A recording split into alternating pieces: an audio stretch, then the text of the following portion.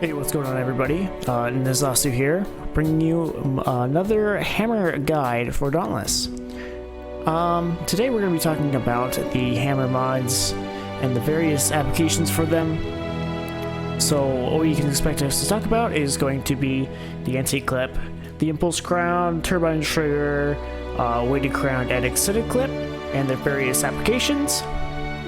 So let's first talk about the anti-clip.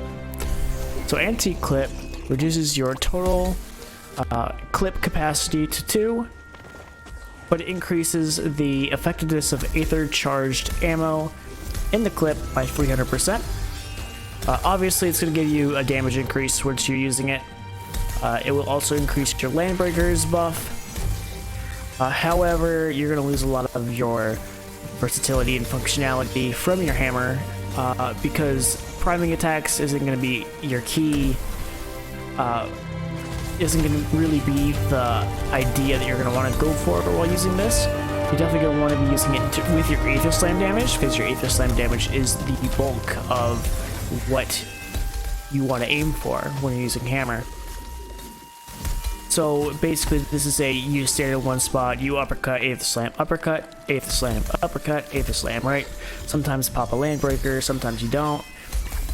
But you're not going to be using any of the other moves or any of the other kit that hammer has all too often. So interrupting, it's gonna be very tedious with it. You're gonna be mostly using this on stationary behemoths who don't have interrupts, or if they do have interrupts, they are damage interrupts. So this will give you that extra bonus for that. However, again, you're just losing all sorts of versatility from your hammer, because you're not only reducing your hammer's clip count, you're basically making it so you have to stand in one spot. You know, you can't be running around being like, okay, now I'm gonna evasive blast to take care of strike flying at me, because even if you pop a Landbreaker and you forget to reload, you don't have that evasive blast capability.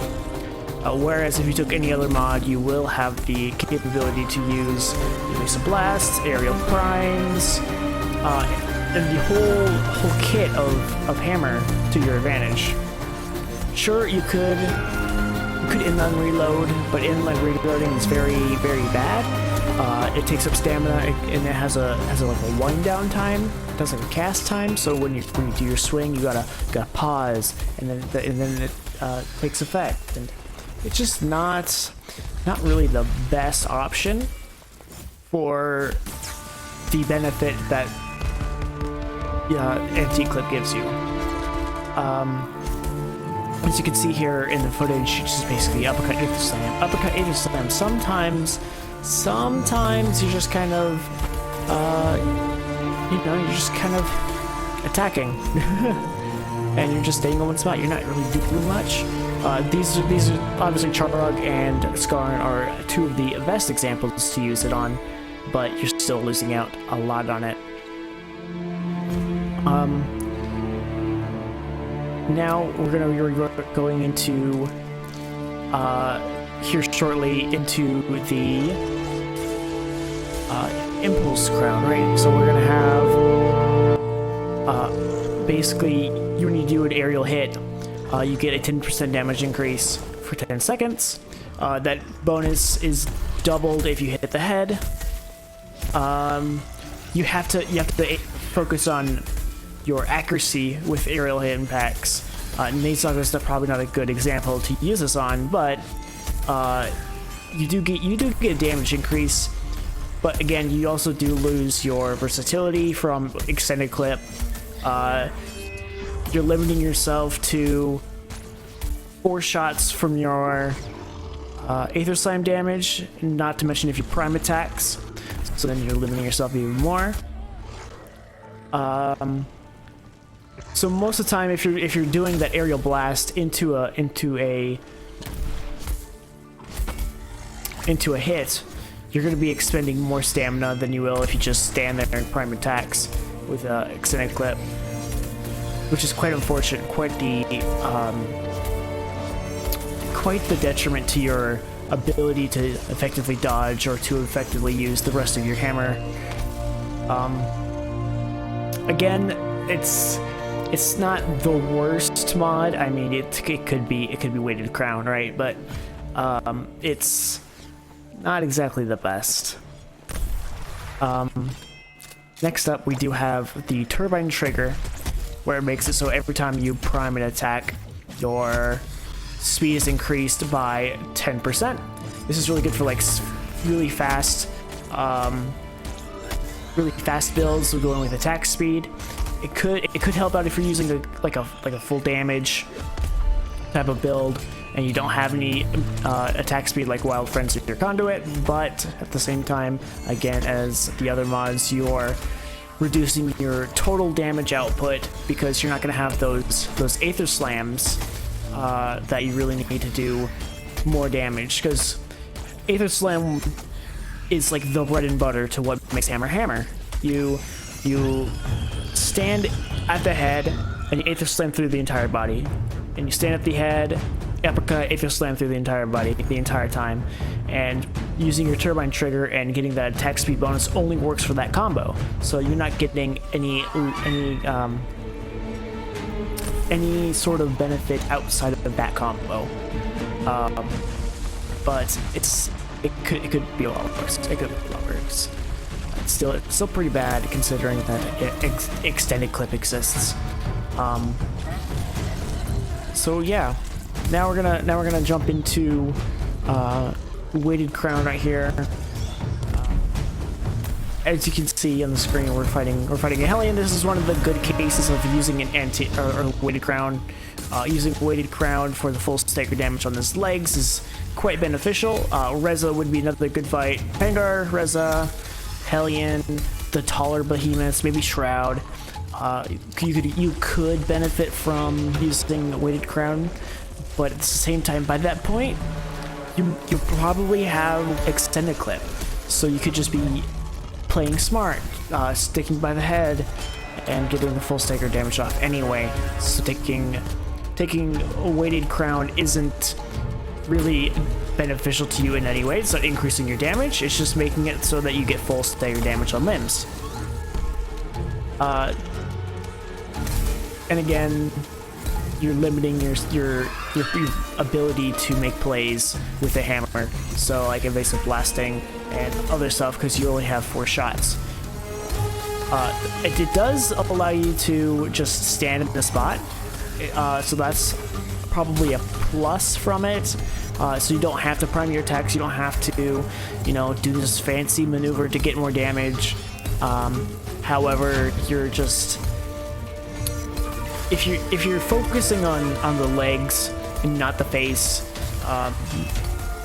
maybe you're just better off, like, I mean, like with Hellion, you're gonna break the legs. That's the main goal.